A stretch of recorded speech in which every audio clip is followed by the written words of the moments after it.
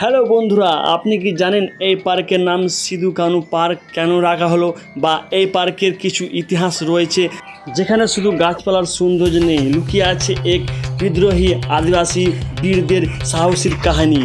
তো চলুন ভিডিওটা পুরো দেখবেন আর সঙ্গে থাকবেন।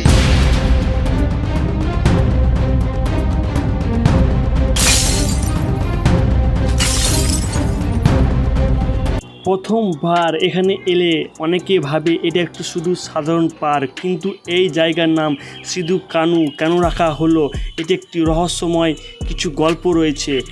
এই পার্কের নামটি রাখা হয়েছে দুই মহান সাঁওতাল বিপ্লবী সিধু মুর্মু আর কানু মুর্মুর নামে। 1855 সালে ব্রিটিশদের বিরুদ্ধে সাঁওতাল বিদ্রোহীর নেতৃত্ব দেন এই দুই ভাই। তখন ইংরেজ শাসক ও জমিদার মহাজনদের অত্যাচার সাধারণত আদিবাসীরা মানুষ অতিষ্ঠ হয়ে উঠেছিল। আর এই পার্কের সবচেয়ে রহস্যময় জিনিস হলো এই পুরনো মার্টেল টাওয়ারটি। সামনে দেখতে পাচ্ছেন আপনারা এই টাওয়ারটি। ব্রিটিশরা এই টাওয়ার তৈরি করেছিল নিজের রক্ষা করার জন্য, কারণ তারা ভয় পেত সাঁওতাল বিদ্রোহীদের। এই টাওয়ারের উপরে দাঁড়িয়ে ইংরেজের সৈন্যরা চারিদিকে নজর রাখত। ভাবুন তো, আজ সেখানে মানুষ ঘুরতে আসছে, ছবি তুলছে, মজা হাসি করছে। একসময় এই জায়গা ছিল ভয় আর যুদ্ধের সাক্ষী। বর্তমানে এই পার্ক পাকুড় জেলার অন্যতম সৌন্দর্য পর্যটক কেন্দ্র।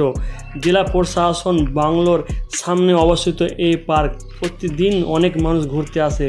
কিন্তু আমার কাছে এই জায়গা শুধু একটি পার্ক নয়, একটি ইতিহাস বা আত্মত্যাগের স্মৃতি। অনেকে মানুষ শুধু ভিডিও করতে আসে, কিন্তু খুব কম মানুষ এই জায়গার আসল ইতিহাস জানে। আজকের ভিডিওর মধ্যে যদি আপনারা সিধু আর কানু সেই সাহসিকতা গল্প একটুও যদি আপনারা জানতে পারেন, তাহলে আমার ভিডিওটি অবশ্যই করা সফল হলো।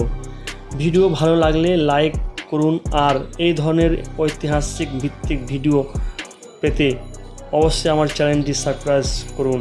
আবার দেখা হবে নতুন কোনো অজানা গল্প নিয়ে।